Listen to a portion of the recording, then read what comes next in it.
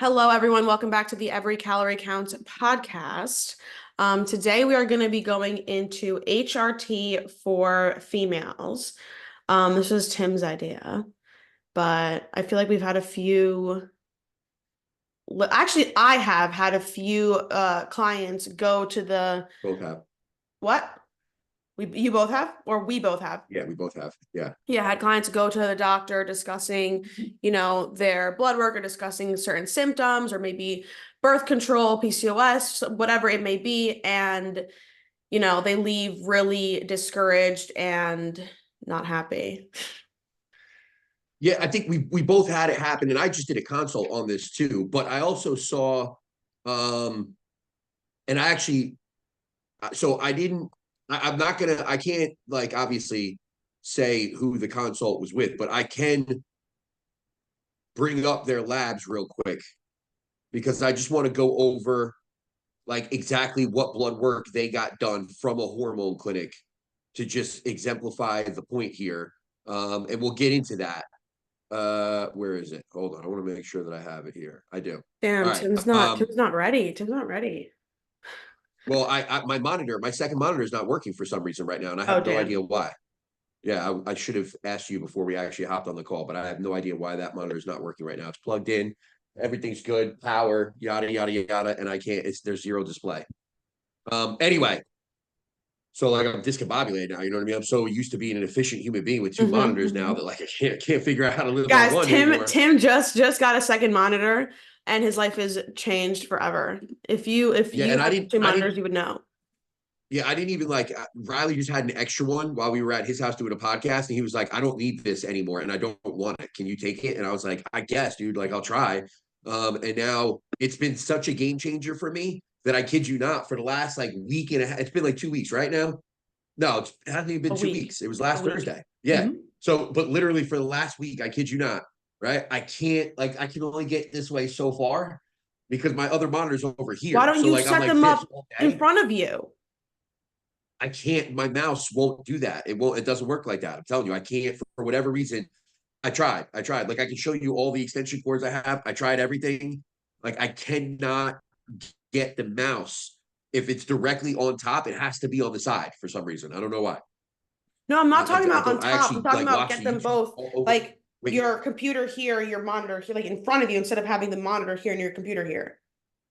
no, I know. I tried. I'm telling you. Like I said, I watched like fucking, I actually looked up this particular But like monitor. I'm I like looked up this. it would literally be just like either moving your body or moving the two things. No, it wouldn't because I'm telling if I move this computer to the point where it's underneath that in any way. So even if I'm I not switch saying my under body, it. I'm just saying move them so that they're in front of you so that your head can be like this and you're not turning it so much. I know, but do you understand what you're saying? Like that would have to be. So if I turn my body like this, now what am I going to do? Stand over here and like do like the computer still has to come with it, my laptop. So my laptop for this monitor to be directly in front of me, this laptop would have to be directly underneath that monitor. It's the laptop that I need the keyboard for. This is my mouse. Maybe you just need two monitors, a docking station, and use your computer as a computer. I think honestly, I think it's I appreciate the monitor and everything, and like I'm not saying Here we anything go. necessarily like I just think no, I just think it's a shitty monitor. I just think I need a better monitor. You know what I mean? That's Like I think true. it's a That's true. perfectly fine monitor. Yeah, I think it's just I need like this is a gaming monitor. It's literally I see right here it says TUF gaming like this, and Riley said that for all intents and purposes that it was like a fast processor, blah blah blah. But it's a gaming monitor, so I think that might have something to do with it. But again, the point was that I've been so fucking efficient looking at my monitor it's like not directly in front of me that I have such a You're stiff so neck. efficient. It feels like two All, weeks has gone by because you've done so much work. yeah, all week though, all week my neck. I'm like, oh, at first I didn't put the one and two together because I got it on a Thursday night and it was Friday and I don't work that much on a Friday. You know what I mean? I'm Mhm. like after this I got to go to the gym and get the kids. Right. So it's like, but I only do like a half a day on Friday. And Saturday I woke up and I was like, oh my God, I slept on my neck wrong. And like I didn't put one and two together at all. So I got like the heating pad on there. We have this Christina has a Voltaren gel, which is like an anti-inflammatory, I think ibuprofen, but through your skin, Okay. right? It's the best way I can describe it, right? To like reduce the pain. I'm popping ibuprofens. On Sunday, I wake up and I'm like, what the fuck? But it didn't happen until after I trained legs on Saturday. Like I woke up on Saturday, everything was cool. And then after I got out of the gym, like immediately after I trained, it was like, oh my God, I can't turn my neck. What the fuck is going on? And it just got worse and worse and worse. Yeah. And it's been like that literally all week, to the point where it took me until like midday Monday to realize, because Monday was starting to feel a little bit better. And then I was sitting there like this all day Monday. And then I'm like, oh God, I can't turn my neck. I can't Oh turn my neck. God. It's definitely the screen. Yeah. So I'll figure that out. But yeah, listen, back to the point. Back to the Yeah. point. So HRT, it's something that, so I had a clinic, I had somebody just, do a consultation. They're a potential client. They asked if I would look at their lab work. They actually came from one of the lives that we did with Steve and Matt. Oh yeah. And we were talking about, yeah. So they messaged me because of that. We ended up doing a consult. And now they're going to kind of, make up their mind as far as where they want to go from here. But the point is, it was specifically on some TRT issues she was having, right? And obviously it was the wrong dosage, and I told her she's got to manipulate the dosage and blah blah blah. But again, the fact of the matter is that one was alarming, and it's the second time I've seen this, because she's going to a specific clinic for this, an HRT clinic, which are all too common now, right? We know this firsthand. I told you when you went for TRT, right? Like, listen, they're going to try to get you to sell you this. They're going to try to sell you that. They're going to try to sell you. And then on top of that, it's like, they're telling you what they tell you to take 10 milligrams. 10 milligrams a week. Yeah, which is the standard, right? That's the standard for these clinics. It's like 10 Yeah, milligrams. yeah. Like, I know people talk about this sometimes where it's like, oh, they'll put you on 15, 20 milligrams. I haven't really seen that as much. I've seen 10 milligrams, right? 10 milligrams, which in and of itself is a problem, right? We don't need 10 milligrams. Where do we start? 4, 5? 4. 4 milligrams for her, right? So it's one of those things where it's like, that's less than half the dosage that they're prescribing. Why do we need to start at 10 milligrams? And again, we'll get all into this individually. I'm just throwing out the different things that we've come across here recently. And it's one of those things where I had another client, right? I have a client that's been with me for a long time. She's of a certain age now where it's like things are starting to slow down. We're literally seeing it within the lab work in terms of her luteinizing hormone, follicle stimulating hormone, lost her period. Things are just declining, right? She was actually the picture of hormonal balance for so many years there as she went into her 50s, and now kind of into her 50s, things are starting to come back down, and we've literally changed nothing else. Everything else is still intact in terms of like her body composition, everything. She's in really good shape, but she's starting to feel it, where it's like lethargy is crazy, like fatigue, thyroid is still good, everything else is still good, right? Like even her inflammation, everything is good. It's just that those hormones are starting to come down. So I sent her to a clinic, the same clinic that I sent you to, and we get the prescription, same thing, 10 milligrams, which I told her we're not starting there. We'll start at 4. But then from there, it was also, you're getting on a conversation, a call with who is the owner of this particular clinic that we go to, right? And he's, the salesman is essentially what it comes down to. He's a fast talking salesman, and he literally is like, ask the doctor when you get on the call with him about peptides. Ask him about peptides. And she literally messaged me, right, wants to get on a call because she wants to know what are these peptides. You didn't tell me about any of these peptides, right? So I'm literally on the phone with her. I'm like, how did it come about? She's like, literally at the end of the call, like, he's telling me that it's going to help with my hair, nail, and skin. It's going to help with my sleep. It's going to help all these different things. Ask him about peptides. It wasn't specific with any peptides, right? It's like, it's literally just a sales tactic at this point, where it's like, how can I tack on more, right? And this guy didn't look at labs. This guy didn't have more than a 5-minute conversation with some 50-year-old lady on the phone, right? No offense, 50-year-olds is not like, I didn't mean that in any negative kind of way or anything, honestly. But it's just one of those things where it's like, you're talking to somebody where at that point in our life, we could potentially have some things that built up over time. And you're sitting here, basically, throwing drugs in their face and making it sound sensationalistic and sexy. It's going to fix their problems. And they're already coming to you for drugs in terms of testosterone. And it's like, all you're doing is adding fuel to the fire, essentially. You know what I mean? And I think, anyway, right? Sorry, are you done? Or do you have more? No, I wanted to just say this is including birth control too. Yeah, we just had I was just going to go into that. Yeah, where it's like, we look at hormone replacement therapy as if it's just like testosterone, growth hormone, these different things that we know from a performance enhancement standpoint, right? Or that we're using at different points in our life to be able to maintain some sort of hormonal structure or balance, right? But birth control is a form of hormone replacement therapy for what's supposed to be your progesterone and estrogen. Well, it's but you don't. It's not. It's a progestin. It's not. But it's supposed and it's to not be a actually replacement for your estrogen. progesterone. It's not synthetic. Well, it is synthetic. It's not bio. Yeah. But and then estrogen. So again, you're getting a form of hormone replacement there. And then I saw Dave Mosqueda, Dynamite Dave, or Dynamite D, whatever the hell his name is, on Instagram. This is one thing that I've been screaming for like years and years and years. Like, Why, in God's fucking name, aren't we doing any type of lab work for women before we get put on any kind of birth control or any type of hormone replacement therapy, including birth control, when we have a plethora of different birth controls to be able to offer? What happens now is a female goes in for birth control, right? For whatever reason, PCOS, heavy periods, skin Or no, health, she doesn't even go in for birth control. just, She goes in because of symptoms that may be because of low progesterone, maybe because of low estrogen or just imbalanced hormones. She goes in for the symptoms and immediately it's birth control's the answer.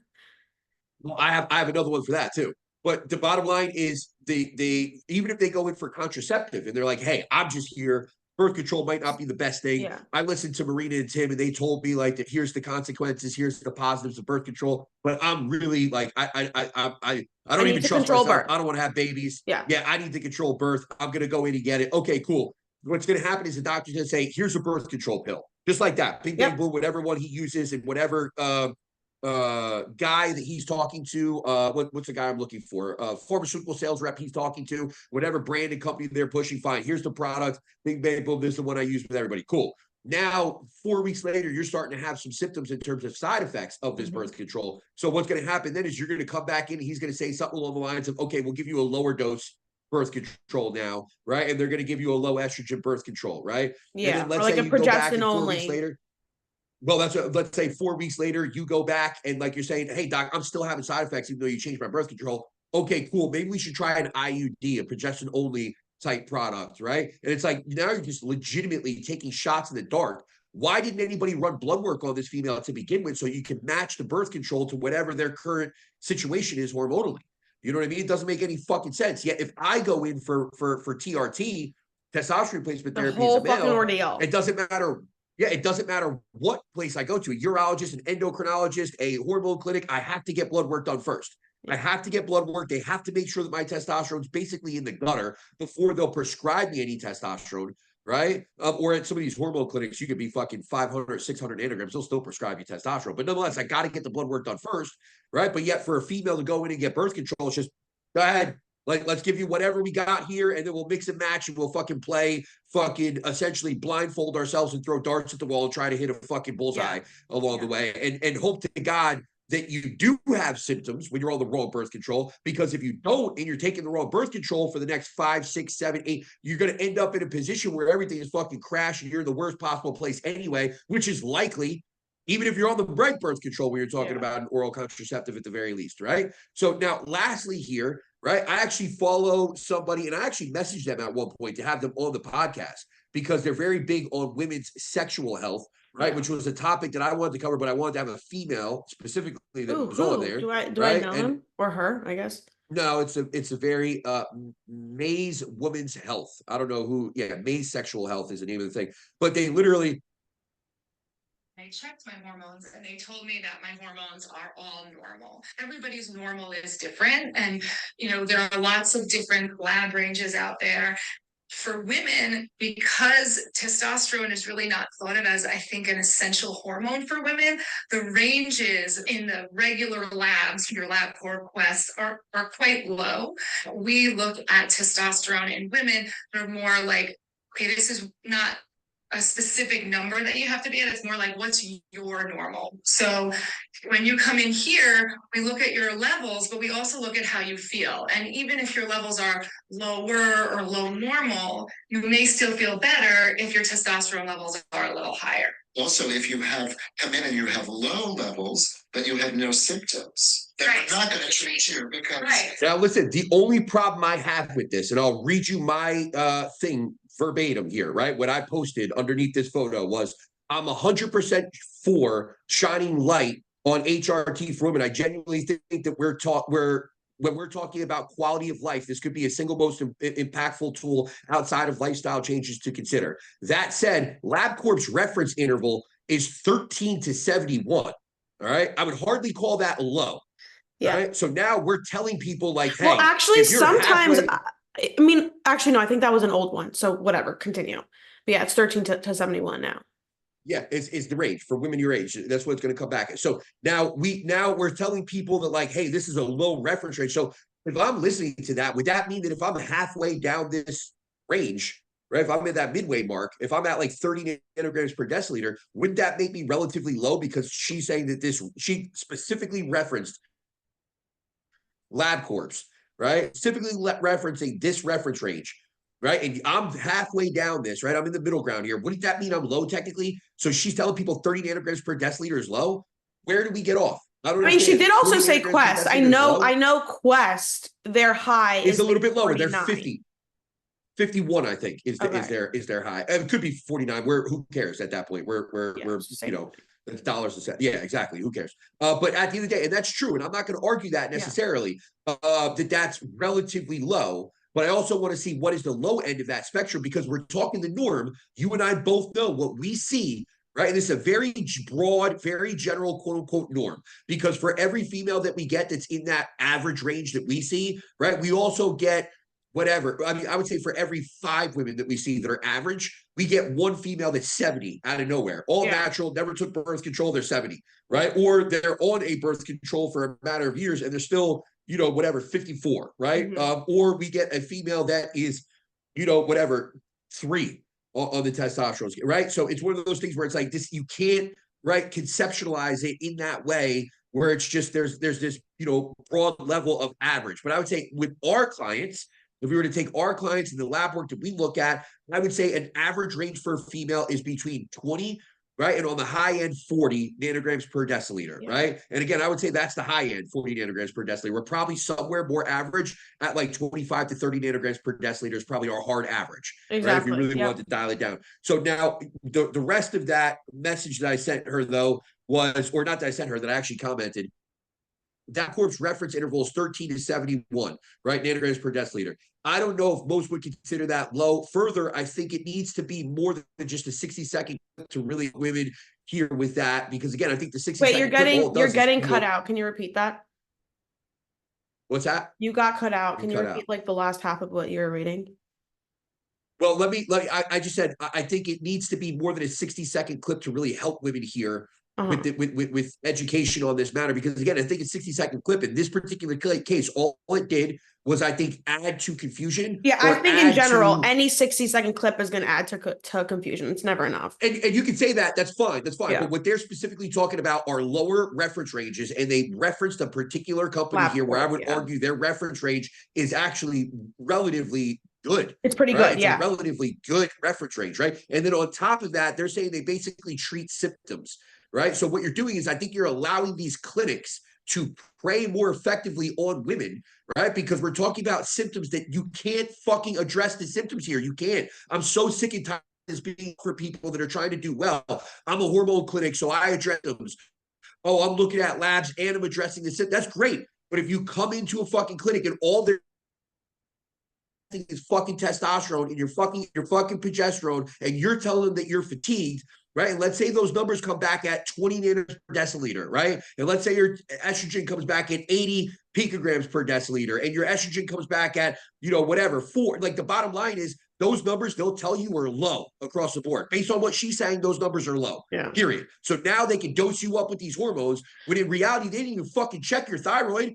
And now they're going to talk about how they're addressing symptoms. Well, if you're having severe lethargy on a day-to-day basis, you have no fucking mental clarity, and like you're feeling a little like, oh, like I'm just out of it. Like, we could easily call that a symptom of low testosterone. But guess what? It could also be a symptom of fucking low thyroid function. It could also be a symptom of horrible gut health. It could also be a symptom of insomnia, and I'm not sleeping well enough. Like, where are we going with this? The symptoms are so overlapping that you can't just address the symptoms. You know what I mean? You have to address the person, right? The lifestyle that the person's living, right? Like the bottom line is, when it comes to HRT for general population people, right? We need to be more along the lines of, like, you know, whatever, you know, education and knowledge, and giving that person the education, giving that person a knowledge base, so that they can make informed decisions based on what they know and what they feel, what they're experiencing on a day-to-day basis. And we can help them along those lines, right? And try to, like, figure out where they need to go with a good understanding of what their lifestyle is like,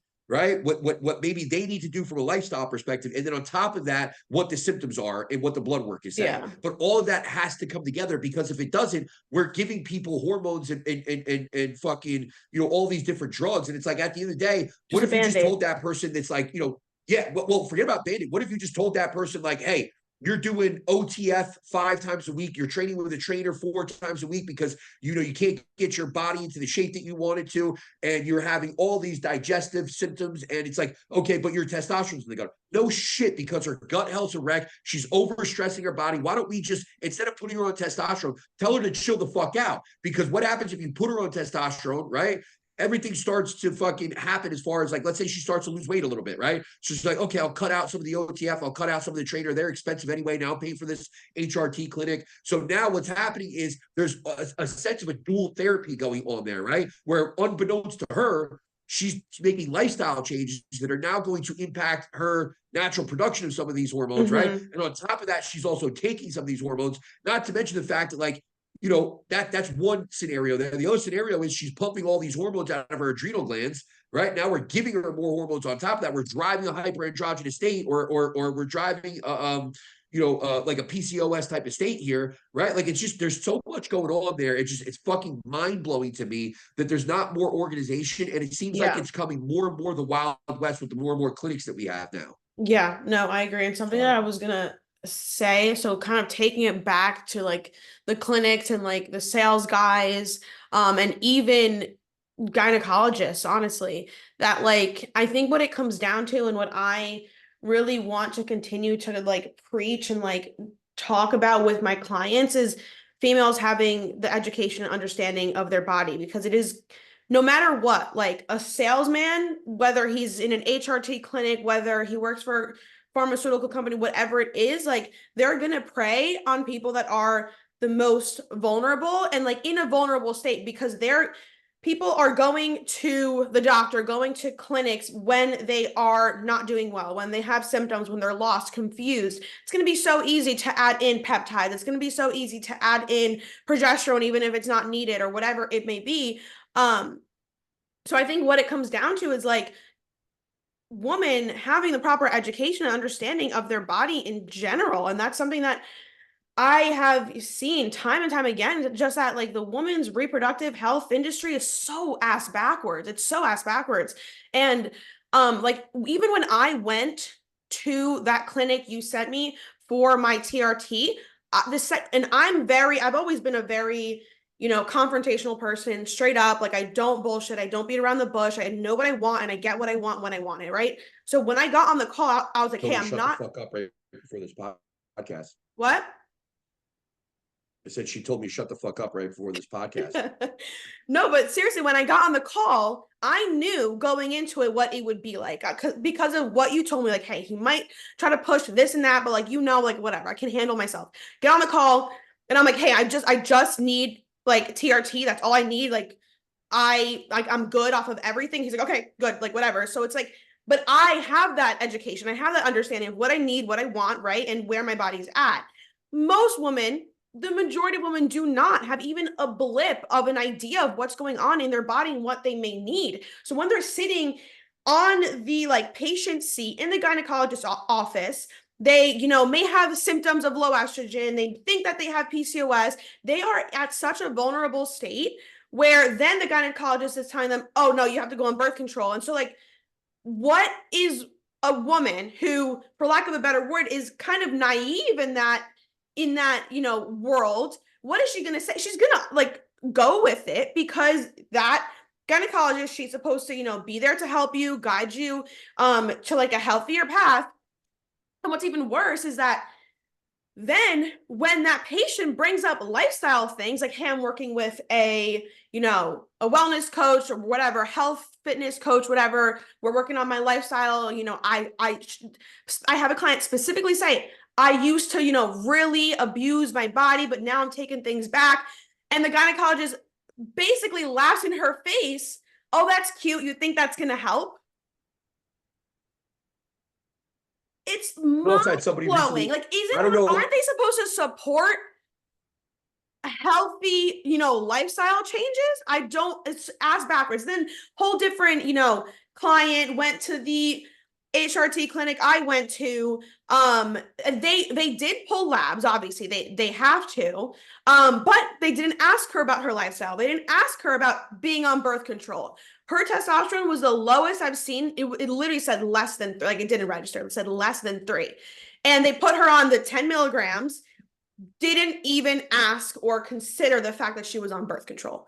So now we're in that whole process. She got off, she's off the TRT, she's off of everything, and we're getting things back moving. She has her period again, but like, it's just so mind-blowing to me.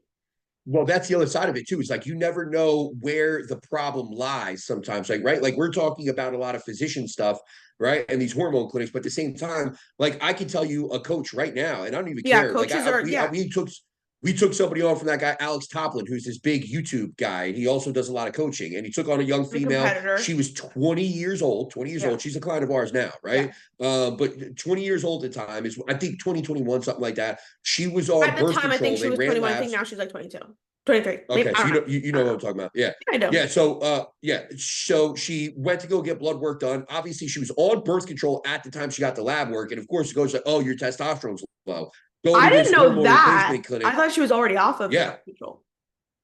No, she came off the birth control after starting the TRT, which was post-show, right? From the original show. So, and that's when the whole clusterfuck started to happen. And obviously she got everything straightened out. But the bottom line was that coach told her, like, hey, go to this TRT clinic and get some testosterone because your testosterone's low. If you don't know what the fuck you're talking about, don't fucking talk. Don't talk. Don't talk. Keep your fucking mouth shut. Stop. Yeah, stop fucking coaching people if you don't know what you're talking about, right? Like, and at the end of the day, if you want to coach somebody, that's fine. Cool. You're a YouTuber. You got a lot of fucking followers. Awesome. You do men's physique shows and you look pretty good at a men's physique show. Awesome, dude. Cool. Then go help people be men's physique competitors. Stop taking on young women that want to be bikini competitors if you don't know what the fuck you're talking about. It's the bottom fucking line. Like stop. Like all you're doing is legitimately hurting people. You're making the industry worse, not leaving it, right? They're making it better, you know, than before you got there, whatever the fuck I'm trying to say. Yeah, I mean, but anyway, at the end of the day, go ahead. Something that you said, you're like, I don't know where the problem lies. Like, I just think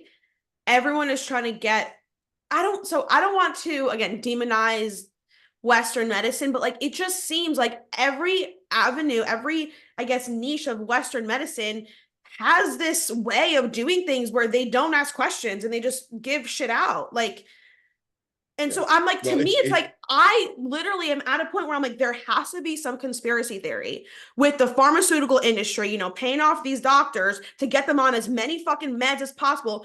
Because what other reasoning is there? Because if they're taught to actually help people, it wouldn't be like this.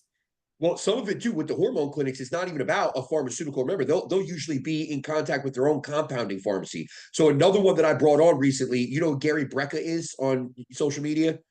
So he's a biohacker, a self-proclaimed biohacker, right? But he's helped some big level individuals like Dana White from the UFC. I think it was Joe Rogan was one. I don't think Joe Rogan was one, actually. He was on the Joe Rogan podcast, which made him really blow up. But Dana White was one. And there was another one that he had that was, Grant Cardone.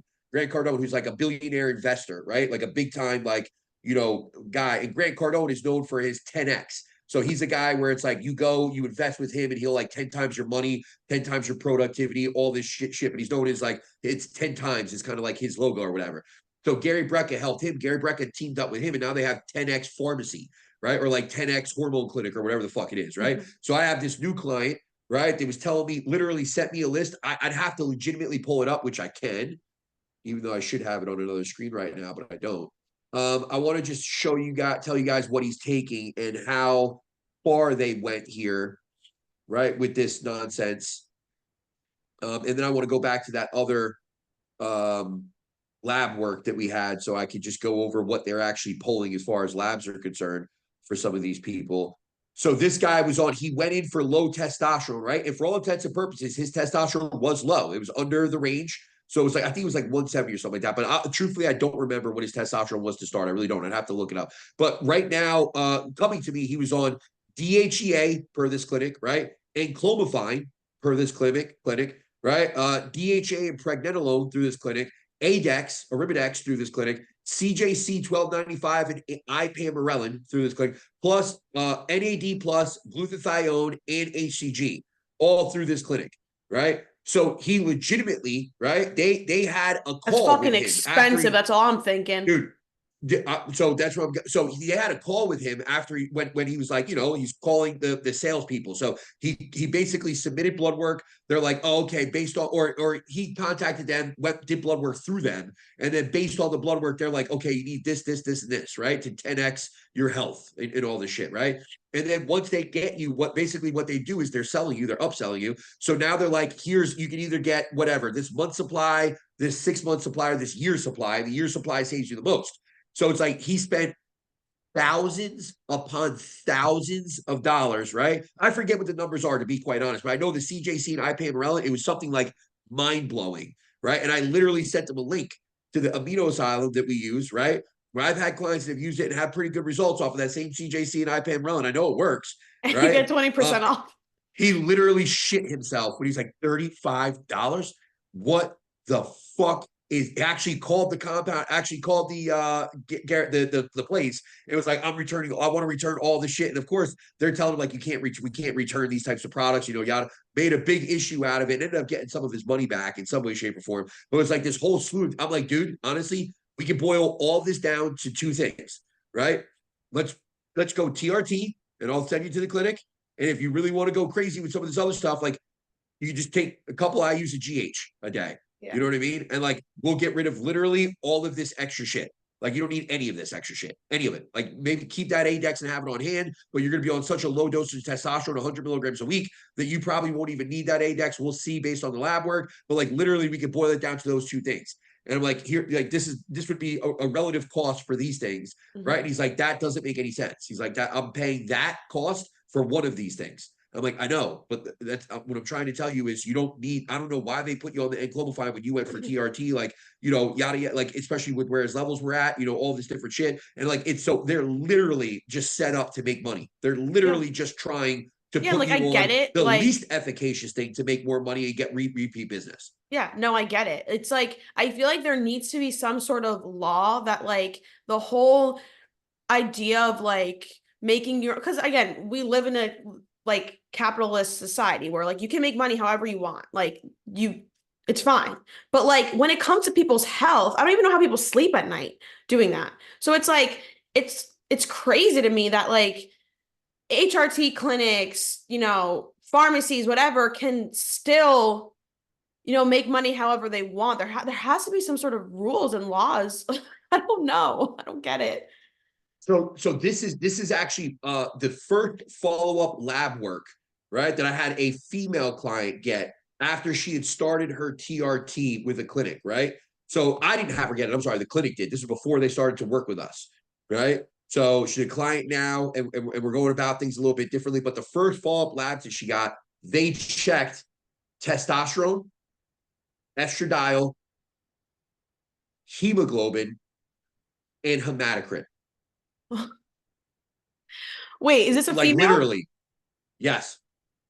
That doesn't make any sense to me. That like literally, that's it though. That's all they checked. So they didn't even have the fucking decency to run a full CBC, right? Like, but like, why pull heat? Like, I literally said to her, like, I would have to listen to the doctors or whoever did, the physician's assistant, whoever it was at this hormone clinic. Like, I'd have to hear their rationale to even begin to conceptualize what their thought process is, where they put you on a hormone like testosterone, right? 10 milligrams, right? And then told you to come back, whatever it was, 10 weeks later or whatever. And all they're going to run is your testosterone, your estrogen, and 2 blood counts, basically red blood markers, right? Yeah. Red blood cell count markers or whatever. What did I say it was? Hematocrit and hemoglobin, I think. Yeah. So again, they're looking at like blood thickness, essentially what they're running. But like, why not run a metabolic panel? Yeah. Like, why not run like, why? I don't get it. Like, it just doesn't make any sense to me whatsoever. And like, again, I'm saying, like, I'd have to hear the doctor's rationale. Like, how could you rationalize that? How could you rationalize that? It makes no sense whatsoever. So now you have no idea how this female's body is essentially reacting to the testosterone, except for the fact it's like let's run her testosterone number. And then her testosterone's high. No shit, you fucking retards. No shit. Yeah. We're like, that's the one thing that you probably don't have to test for. Right? Obviously, we have to test for it. But again, you can even just assume, hey, that's going to be really it's higher elevated because you're fucking on testosterone. Yeah. like, what about all the things that are happening metabolically because of that testosterone? We need to make sure this person's healthy because of that testosterone level. Probably the bigger concept there, not just making sure that you got the right dosage for testosterone, right? Yeah, it's crazy too that like when I was on the call with the doctor, for my TRT, he's obviously explaining to me the side effects, which I thought was impressive that he was actually going over side effects. I was like, cool, like whatever. Okay, that was the next thing I was going to touch on. Yeah, so he's going over side effects, and like I actually said to him, because he's like, we'll start you at, because they dose by how much you pull on the syringe. And so I did the math in my head. I'm like, so it's 100 milligram per milliliter vial. I'm like, so that's 10 milligrams a week. And he was like, yeah, I like to get, my females higher up, maybe around 120, and then, see how they feel, maybe bring it like even higher. So then I literally said to him, I was like, I'm not doing that. I will be starting at 4 a week. And then he goes over the side effects and he's like, okay, like you're not gonna really feel any difference because you're at 15, whatever. He goes over the side effects and I was like, yeah, but that is more like probable if I were to start at 10 milligrams. I was like, I'm like, I understand the side effects. I completely understand. Like I am willing to, potentially deal with those. But the fact of the matter is that if I start at 10, that is when it becomes really concerning of the side effects. So I'm like, I'm starting at 4, seeing how I feel, and then I'll do what I need to do from there on. And like that's when he kind of like shut up. But like I found it to be laughable that he's going over side effects like, clitoral enlargement, like the voice deepening, the hair growth. And I'm like, understandably, because you're putting me on 10 milligrams. Like that's fucking ridiculous. Yeah. So, well, I actually had the opposite with an endocrinologist here with the client where she's literally freaking out because of some things that are going on with the testosterone.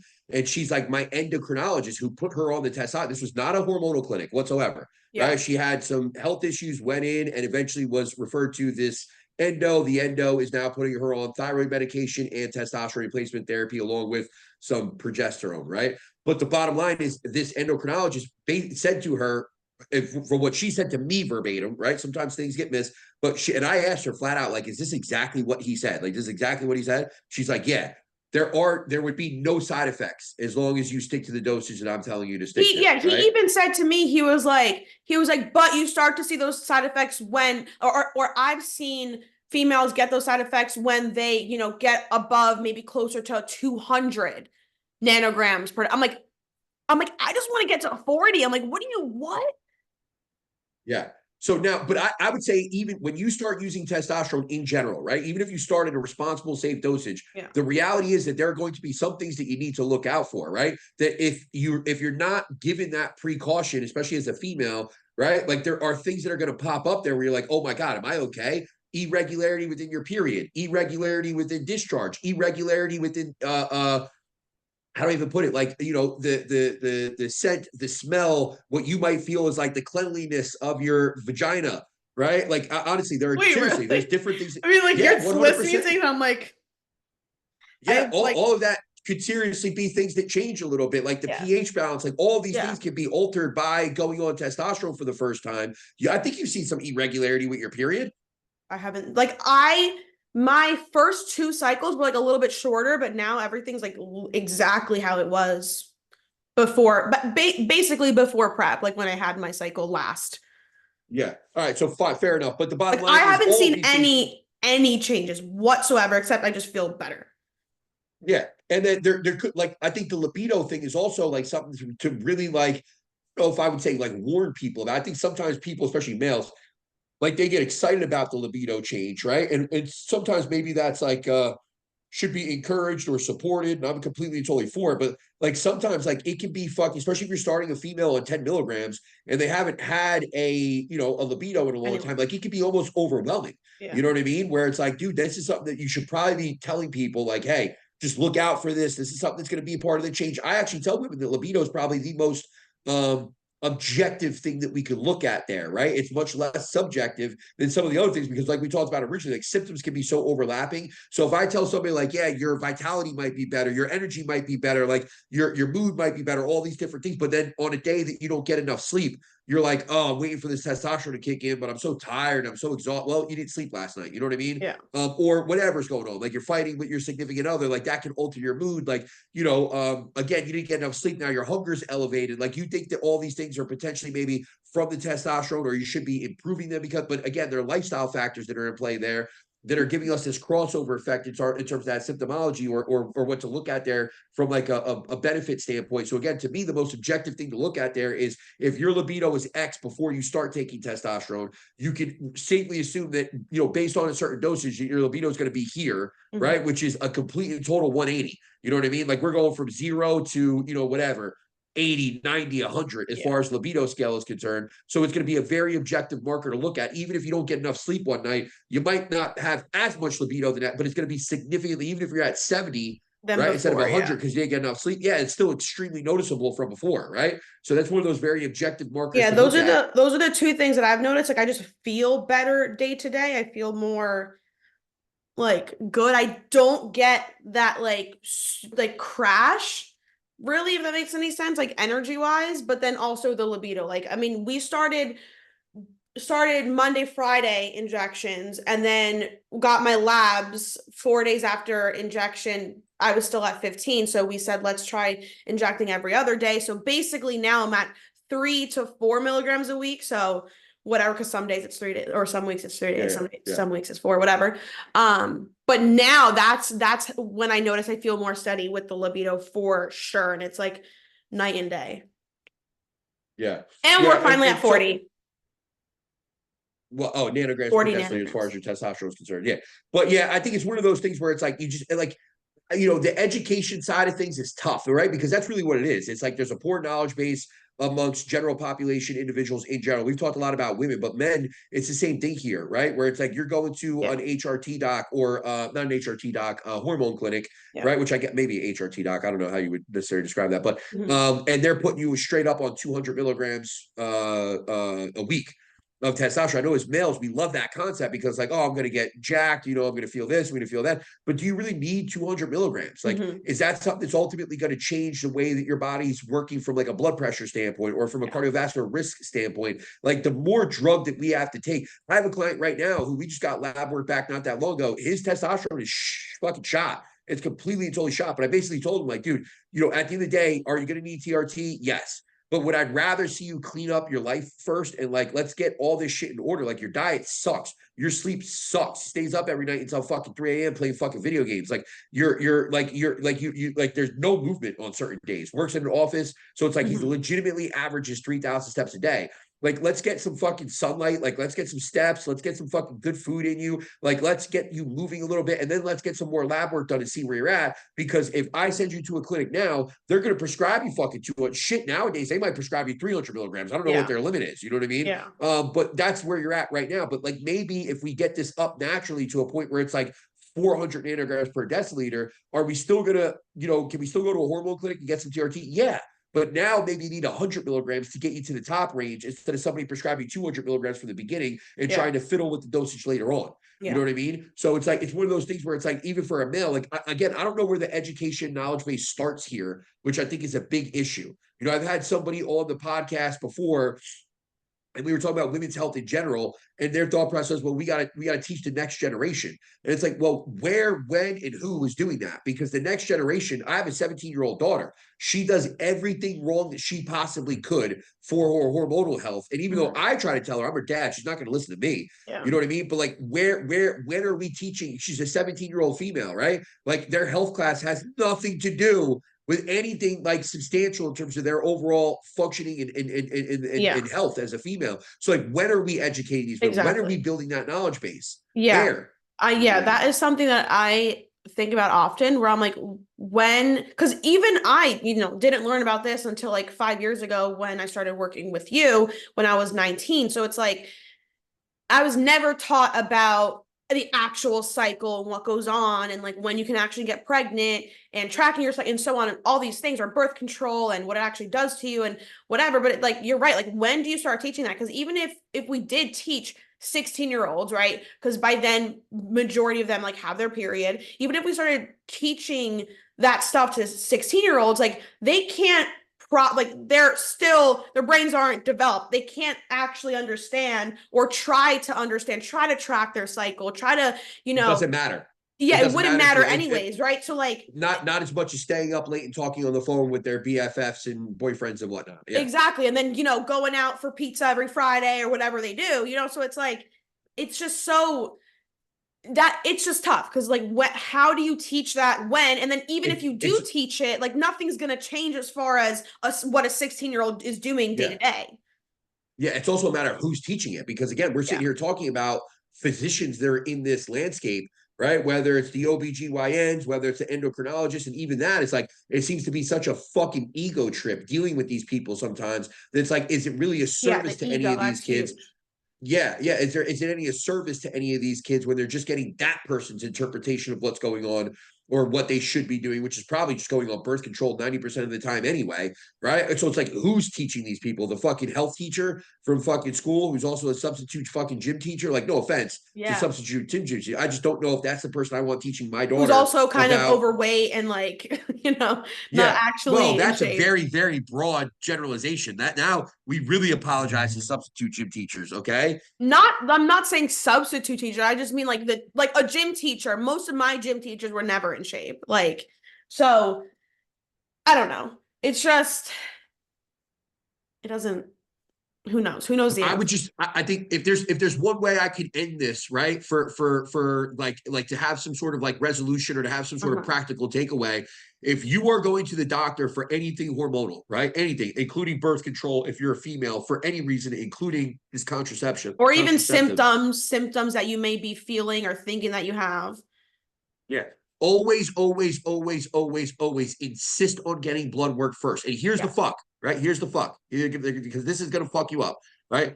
It's never as easy as going in. And this is the unfortunate side. And we live in New Jersey. Maybe it's different somewhere else. I don't know. From the clients that I work with in different states, it never gets easier, right? But and again, I don't want to speak poorly about all physicians because it's just not true. Sometimes it is, a much more inviting environment and supportive environment, and you can go in and you can talk to your physician about these things and they'll support you with it. But in a lot of cases, what we see is when you go in and you tell a physician, I want lab work first, you're going to be put in a spot where it's like, okay, well, I don't want to run these labs because I can't read them. I'll only do these labs for you. I won't do these other ones. Or it's a conversation about why you want those labs done, et cetera, et cetera, et cetera. Sometimes you are going to have to get on the phone with your insurance company, figure out what other physicians are in your area that are under that umbrella, right? And go to another physician. And sometimes you're going to have to go to another physician. And sometimes you're going to have to go to another physician. And that's just the way it's going to work, especially in the state of New Jersey, where we can't go get our own blood work, unfortunately, right? You guys can hit us up and we'll help you get blood work done for a small cost, right? It's $100 to get blood work done through us as long as you have health insurance, right? And we can run just about any lab on the face of the earth. But the fact of the matter is, if you're going to your doctor to get lab work done, we just had this happen again, where the person was like insistent on, hey, I want to talk to my doctor before I go through your doc. Cool. But I guarantee they're not going to run this lab. I got a pretty good relationship with my doctor. Okay, cool. I sent them a list of exactly what we want done. They sent back four different things that the doctor said they were willing to do, and that was all that they needed, right? And no sex hormone was on there. They were willing to run insulin and HbA1c because they had a pre-history of PCOS, right? And they were willing to run what did I say? HbA1c and insulin they were willing to run. And then the other two were TSH and T4, and that was it. That was all they were willing to run. That's it. So not even a CBC CMP. Not even a testosterone no, that was on top of the CBC and CMP. But they wouldn't even run testosterone. They wouldn't run but yet you're telling the same person that you're going to run their HbA1c and their insulin because of their pre-existing, PCOS. Right? Pre-diagnosed PCOS. Yeah, but we won't check any fucking actual DHA, we won't check fucking testosterone. Yeah, we won't test any actual androgens. That's the dumbest fucking thing I've ever heard in my entire life. Yeah. It makes no fucking sense. So again, it's not just a matter of saying like, hey, you got to ask for blood work. It's a matter of like standing pat and like demanding what we need. Like, again, we live in the state of New Jersey, right? And I know there are people listening to this that aren't, so maybe it's a little bit different for you, but here we have to go through that health provider in most cases to be able to get the lab work done. And when they're telling you no, you have to sit there and demand what you want. Yes. Otherwise, you're going to go to another physician, and that's that. Bottom Yep. line, right? Yep. If they're going to reference you out to an endo, say, okay, cool, I'll take that reference. Thanks for nothing, right? I'm going to write a review about you on fucking Yelp or Google or wherever people write bad reviews, and I'll go on my way. You know what I mean? Yep. Because it really is, it's frustrating at this point. It really is. Yeah. But again, the best thing you can do is ask for lab work first. Lab work first. Lab work first. And if you don't trust a doctor because of the egotistical attitude they have, right? Bring it to Fucking somebody leave. that can help Fucking you leave. analyze that. Yeah. And bring the lab work to somebody to help you analyze that. We'll do that. Yeah. Right. We charge a nominal consultation fee compared to most, right? Just DM us and we'll read your lab work for you, and we'll at least give you some feedback there that will be practical and will be useful. And maybe you can bring that feedback to another physician and have a better starting point. Exactly. Yeah. And then so basically all you say, just stand your ground is what I say. Just stand your ground. Do not crack, honestly, because they're gonna get you to, because you are, quote unquote, when you're in that office, you're below them, right? You're there to see a doctor. You're more in the vulnerable state, but stand your ground, ask for the blood work. And then very, I guess, last option, if you don't have insurance, or if you have gone through a bunch of physicians that won't help you, you can also go through, what is it called? Life Extensions. Life Extensions has, lab work that you can get out of pocket. I don't think I've had a client do it. I think maybe you have. I know Austin has, but like people in Jersey would have to go to PA to get that actually drawn. But that is an option as well. Just on that note, I'm pretty sure you have to have a PA address for that. I'm pretty sure. Like I know we've seen people get it done. I think Matt just went. And maybe that's the case. Maybe that's the case. Like there was a point there where I know you needed to get, you need to have a PA. I don't know that for a fact. Yeah, who knows? So But yeah, that is still an option. Even if you are out of the state of Jersey, maybe you are in PA, that is an option for you if you don't have insurance. 100%. But yeah. In most cases, if you're in other states, you can literally just go on LabCorp or whatever place you're going to, and you can order. Yeah. But again, Life Extensions has things that are pre-designed. So they'll have things to support weight loss or things to support hormone function, where everything's already in there, instead of you go into this LabCorp and you're picking one, two, right? And it's probably maybe it's cheaper too. I don't know. I don't live in those other states. Who knows? I don't know, but I think this was overall a good episode. Anything else to add? No, I think that's it. All right. Thank you everyone for listening. If you have any questions about this episode, or if you enjoyed it, you think someone would benefit from it, please share. Let us know your questions, comments, concerns, and we'll catch you guys next week.